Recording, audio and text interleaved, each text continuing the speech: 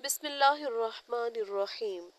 وحدت امت part number 10، page number 55۔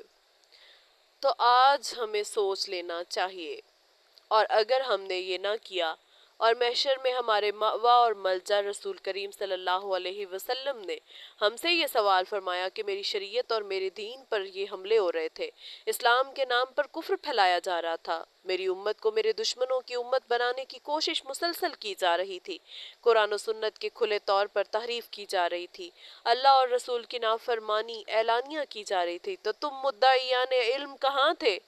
تم نے اس کے مقابلہ پر کتنی محنت اور قربانی پیش کی، کتنے بھٹکے ہوئے لوگوں کو راستے پر لگایا؟ تو آج ہمیں سوچ لینا چاہیے کہ ہمارا کیا جواب ہوگا۔ راہ عمل۔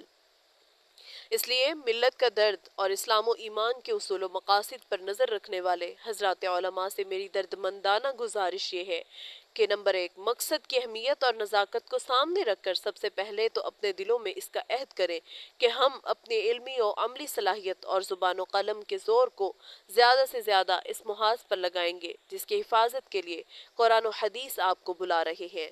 نمبر 2، علماء کرام اس بات کا عہد کیجئے اور فیصلہ بھی کہ اس کام کے لیے اپنے موجودہ مشاغل میں زیادہ سے زیادہ وقت نکالیں گے۔ نمبر 3، آپس کے نظریاتی اور اجتہادی اختلاف کو صرف اپنے حلقہ درس اور تصنیف و تالیف اور فتویٰ تک محدود رکھیں گے۔ عوامی جلسوں، اخباروں، اشتہاروں، باہمی مناظروں اور جھگڑوں کے ذریعہ ان کو نہ اچھالیں گے۔ ان حلقوں میں بھی پیغمبرانہ اصول، دعوت و اصلاح کے تابع دل خراش عنوان، طعن و تشنیع، استہزاء و تمسخر اور صحافیانہ فکرہ بازی سے گریز کریں گے۔ 4، معاشرہ میں پھیلی ہوئی بیماریوں کی اصلاح کے لیے دل نشیں عنوان اور مشفقانہ لب و لہجہ کے ساتھ کام شروع کر دیں گے۔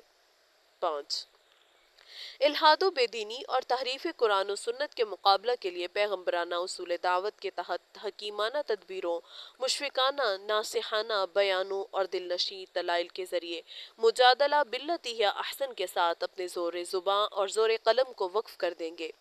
میں جو کچھ کہہ گیا ہوں، افسوس کہ نہ میرا منصب تھا، نہ علماء کرام کے سامنے مجھے ایسی جرت کرنا چاہیے تھی، مگر دکھی دل کے کچھ کلمات ہیں جو زباں پر آ گئے۔ میرے محترم بزرگ مجھے معاف فرمائیں، اور اگر ان باتوں میں کوئی مفید پہلو ہے تو وہ خود ان کا اپنا کام ہے، اس کو اختیار فرمائیں۔ مجھے امید ہے کہ اگر حضرات علماء اس طرف متوجہ ہو گئے اور کام شروع کیا تو اللہ تعالیٰ کا وعدہ ان تنصروا اللہ ینصرکم، یعنی اگر تم اللہ کی مدد کرو گے تو اللہ تمہاری مدد کرے گا، آنکھوں سے پورا ہوتا ہوا مشاہدہ کریں گے۔ ان اريد الا الاصلاح ما استطعت وما توفیقی الا باللہ علیہ توکلت والیہ انیب۔ اختلافات امت اور ان کا حل۔ شیخ الہند مولانا محمود الحسن صاحب مالٹا کی 4 سالہ جیل سے رہائی کے بعد دارالعلوم دیوبند میں تشریف لائے تو علماء کے ایک مجمع کے سامنے آپ نے جب اہم بات ارشاد فرمائی، جو لوگ حضرت رحمہ اللہ سے واقف ہیں وہ اس سے بھی بے خبر نہیں ہے کہ ان کی یہ قید و بند عام سیاسی لیڈروں کی قید نہ تھی۔ جنگ آزادی میں اس درویش کی ساری تحریکات صرف رضائے حق سبحانہ و تعالیٰ کے لیے امت کی صلاح و فلاح کے گرد گھومتی تھیں۔ مسافرت اور انتہائی بے کسی کے عالم میں گرفتاری کے وقت جملہ جو ان کی زبان مبارک پر آیا تھا ان کے عزم اور مقصد کا پتہ دیتا ہے۔ فرمایا الحمدللہ بمصیبت گرفتارم نہ بمعصیت۔ جیل کی تنہائیوں میں ایک روز بہت مغموم دیکھ کر بعض رفقا نے کچھ تسلی کے الفاظ کہنا چاہے تو فرمایا اس تکلیف کا کیا غم ہے جو ایک ختم ہو جانے والی ہے، غم اس کا ہے یہ تکلیف و محنت اللہ تعالیٰ کے نزدیک قبول ہے یا نہیں۔ مالٹا کی قید سے واپس آنے کے بعد ایک رات بعد عشاء دارالعلوم میں تشریف فرما تھے، علماء کا بڑا مجمع سامنے تھا۔ اس وقت فرمایا کہ ہم نے تو مالٹا کی زندگی میں 2 سبق سیکھے ہیں۔ یہ الفاظ سن کر سارا مجمع ہمتن گوش ہو گیا کہ اس استاذ العلماء درویش نے 80 سال علماء کو درس دینے کے بعد آخری عمر میں جو سبق سیکھے ہیں وہ کیا ہیں؟ فرمایا کہ میں نے جہاں تک جیل کی تنہائیوں میں اس پر غور کیا کہ پوری دنیا میں مسلمان دینی اور دنیاوی ہر حیثیت سے کیوں تباہ ہو رہے ہیں تو اس کے 2 سبب معلوم ہوئے۔ ایک، ان کا قرآن کو چھوڑ دینا، دوسرے آپس کے اختلافات اور خانہ جنگی، اس لیے میں وہیں سے یہ عزم لے کر آیا ہوں کہ اپنی باقی زندگی اس کام میں صرف کروں کہ قرآن کریم کو لفظاً اور معناً عام کیا جائے، بچوں کے لیے لفظی تعلیم کے مکاتب ہر بستی میں قائم کیے جائے، بڑوں کو عوامی درس قرآن کی صورت میں اس کے معانی سے روشناس کرایا جائے اور قرآنی تعلیمات پر عمل کے لیے آمادہ کیا جائے، اور مسلمانوں کے باہمی جنگ و جدال کو کسی قیمت پر برداشت نہ کیا جائے۔ نباز امت مرحومہ کے مرض کی جو تشخیص اور تجویز فرمائی تھی، باقی ایام زندگی میں ضعف و علالت اور ہجوم مشاکل کے باوجود اس کے لیے صحیح فہم فرمائے، بذات خود درس قرآن شروع کرایا، جس میں تمام علماء شہر، حضرت مولانا حسین احمد مدنی، حضرت مولانا شبیر احمد عثمانی جیسے علماء بھی شریک ہوتے تھے۔ عوام بھی اس ناکارہ کو اس درس میں شرکت کا شرف حاصل رہا ہے، مگر اس واقعے کے بعد حضرت کی عمر ہی گنتی کے چند ایام تھے۔ آن قدح بشکست و آن ساقی نماند۔ آج بھی مسلمان جن بلاؤں میں مبتلا، جن حوادث و آفات سے دوچار ہیں، اگر بصیرت سے کام لیا جائے تو ان کے سب سے بڑے سبب یہی دو ثابت ہوں گے: قرآن کو چھوڑنا اور آپس میں لڑنا۔ غور کیا جائے تو یہ آپس کی لڑائی بھی قرآن کو چھوڑنے ہی کا لازمی نتیجہ ہے۔ قرآن پر کسی درجے میں بھی عمل ہوتا تو خانہ جنگی یہاں تک نہ پہنچتی۔ اختلاف رائے کے حدود۔ اختلاف رائے کچھ مذموم نہیں، اگر اپنی حدود کے اندر ہو۔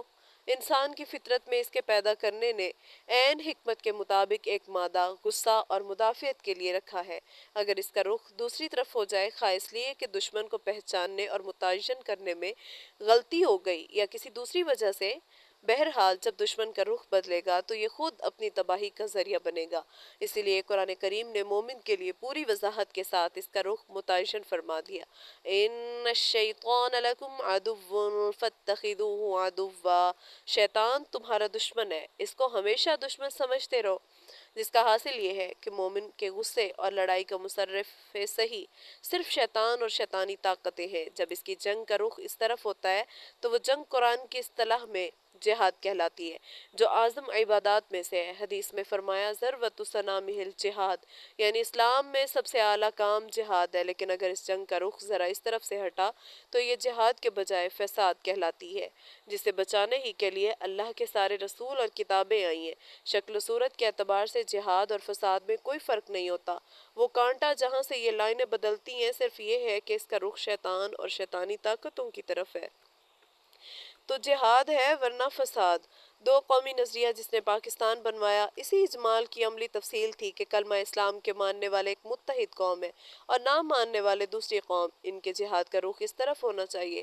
حضرت شاہ ولی اللہ نے جہاد کے فرض ہونے کی ایک حکمت یہ بھی بیان فرمائی کہ قہر و غضب مدافعت کا مادہ جو انسانی فطرت میں ودیت کیا گیا ہے، جب جہاد کے ذریعے اپنا صحیح مصرف پا لیتا ہے تو آپس کی خانہ جنگی اور فساد سے خود بخود نجات ہو جاتی ہے، ورنہ اس کی مثال ایسی ہوتی ہے کہ جس چھت میں بارش کا پانی نکلنے کا راستہ پر نالوں کے ذریعے نہ بنایا جائے تو پھر یہ پانی چھت کو توڑ کر اندر آتا ہے۔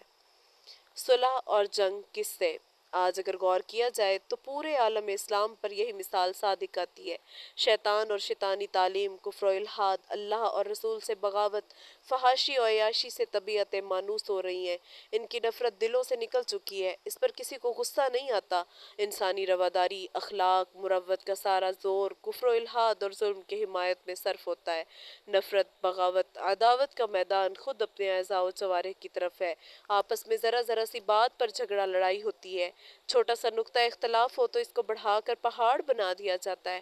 اخبارات اور رسائل کی غذا یہی بن کر رہ گئی ہے، دونوں طرف سے اپنی پوری توانائی اس طرف صرف کی جاتی ہے کہ گویا جہاد ہو رہا ہے، دو متحارب طاقتیں لڑ رہی ہیں، اور کوئی اللہ کا بندہ اپنی طرف نظر کر کے نہیں دیکھتا کہ ظالم جو بہہ رہا ہے وہ تیرا ہی گھر نہ ہو۔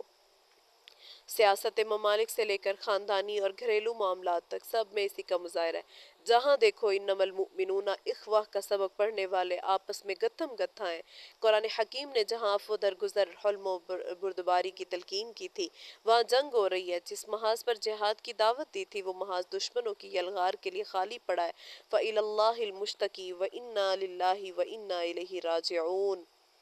اسمبلیوں، کونسلوں، میونسپل بورڈوں کی نشست، حکومت کے عہدوں، ملازمتوں کی دوڑ، صنعت و تجارت میں مقابلہ اور کمپٹیشن، جائیدادوں، زمینداروں کی کشمکش، جہاں خالص اپنے حقوق کی جنگ ہے جس کو چھوڑ بیٹھنا سب کے نزدیک اثار اور اعلیٰ اخلاق کا ثبوت ہے، وہاں کوئی ایک انچ اپنی جگہ سے سرکنے کو تیار نہیں۔